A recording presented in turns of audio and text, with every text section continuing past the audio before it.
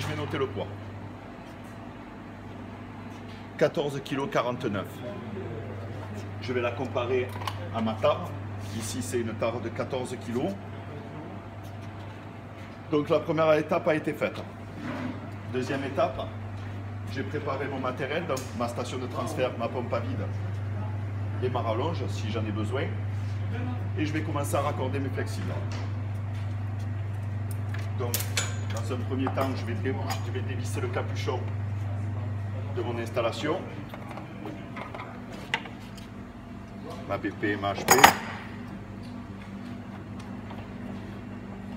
Je vais vérifier que je sois bien en siège arrière. Pour ce faire, je vais desserrer légèrement mon presse-étoupe et je vais dévisser. Donc pour se mettre en siège arrière, il faut suivre le sens inverse des aiguilles d'une montre. Là, je suis bloqué. Je resserre mon presse-étoupe. Je vais faire pareil sur ma BP.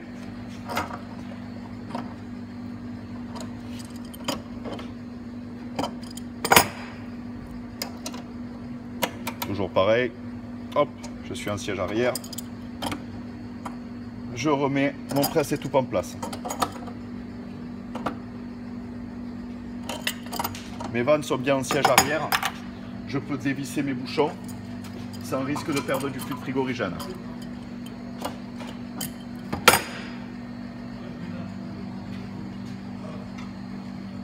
Voilà. Je vais raccorder mon flexible BP sur ma vanne BP. Au préalable, j'ai bien vérifié que mes manos soient étalonnés à 0. Hop.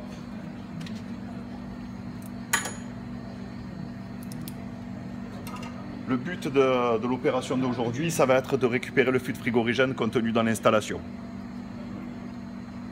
Donc, je vais être obligé de tirer au vide ma station de transfert, mes flexibles. Donc ici, j'ai raccordé mes manomètres sur mes vannes de service.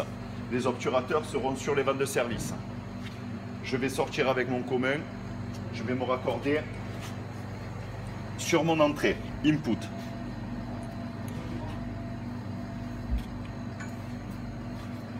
Je vais prendre notre flexible.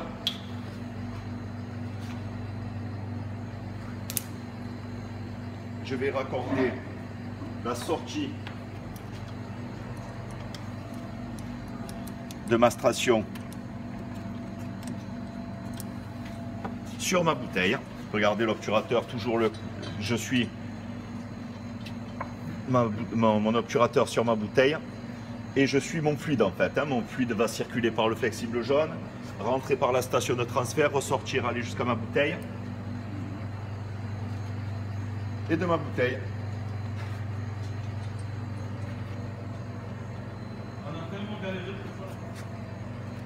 je vais mettre un T et je raccorde ma pompe à vide avec mon flexible. Tout le raccordement est fait. Je vais commencer par enlever l'humidité qu'on pourrait retrouver dans les différents flexibles. J'allume ma pompe à vide.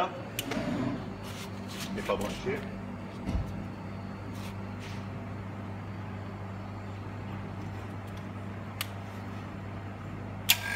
Là c'est mieux. Et je peux ouvrir mes manomètres. Là mes manomètres sont ouverts.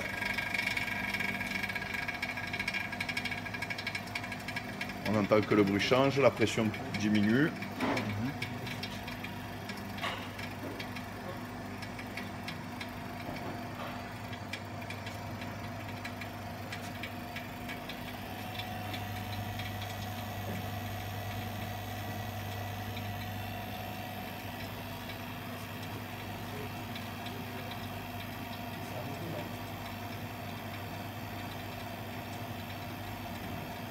Donc on va noter plusieurs paramètres qui nous permettent de dire qu'on a bien tiré au vide. Le premier, ça va être nos manomètres par lecture de la pression. Notre mano devrait descendre à -1. Deuxième, c'est le bruit de la pompe à vide. Notre bruit change, on peut le constater. On entend bien le bruit changer. Et le troisième, ça va être notre vacuomètre Ici, notre vacuomètre qui doit indiquer une certaine pression par rapport à la température ambiante. Notre système est maintenant tiré au vide. Hop. J'ai fermé mon obturateur de la pompe à vide. Je ferme mes manos. Et je peux éteindre ma pompe à vide. Maintenant, je vais ouvrir mes flexibles. Je vais mettre en communication mes manos.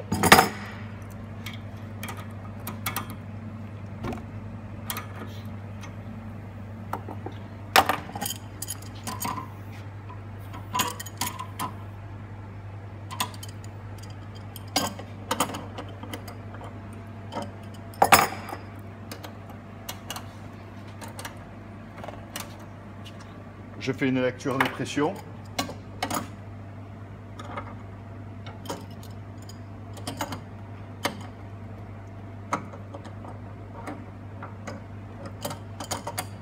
Hop là, j'ai un peu de mal. Voilà. Une fois que j'ai lu mes pressions, je vois de bonnes pressions ici. Je vais tarer à 0 pour ne pas avoir à faire de calcul ma balance. Je vais allumer mon ventilateur et uniquement mon ventilateur. Et par système de dépression, normalement, tout va aller dans la bouteille. Je vais ouvrir ma bouteille.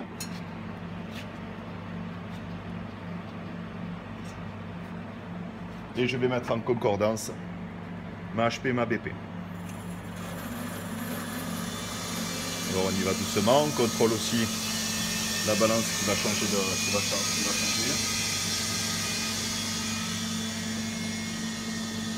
Hop, une fois que j'ai ouvert ma BP, ma HP, j'ouvre ma BP.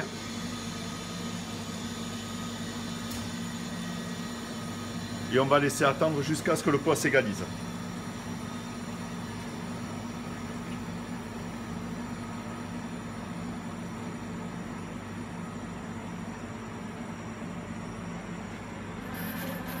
Hop, on a encore un peu.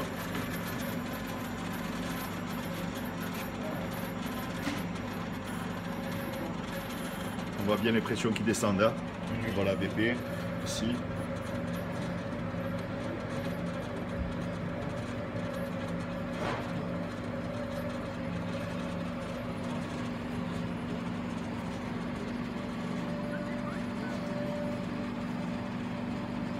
Une fois qu'on a travaillé par dépression, je peux mettre en route, en fonctionnement ma station de transfert. Et là, je vais attaquer mon transfert. On contrôle la balance.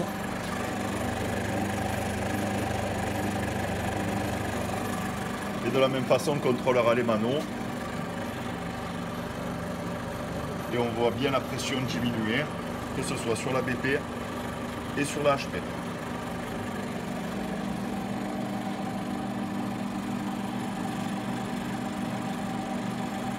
On constatera que notre fluide est complètement récupéré lorsque la pression sera inférieure à 0. Moins 0,2, ce sont de bonnes pressions.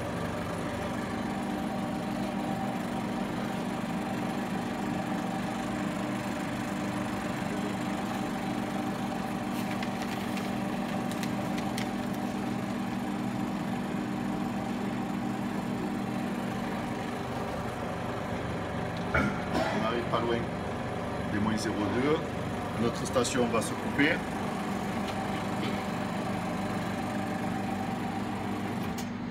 Notre station s'est coupée. On pourra effectuer une purge. Pour ce faire, on va mettre ce robinet en purge et celui-ci en purge aussi de la même façon. On voit que la pression diminue ici.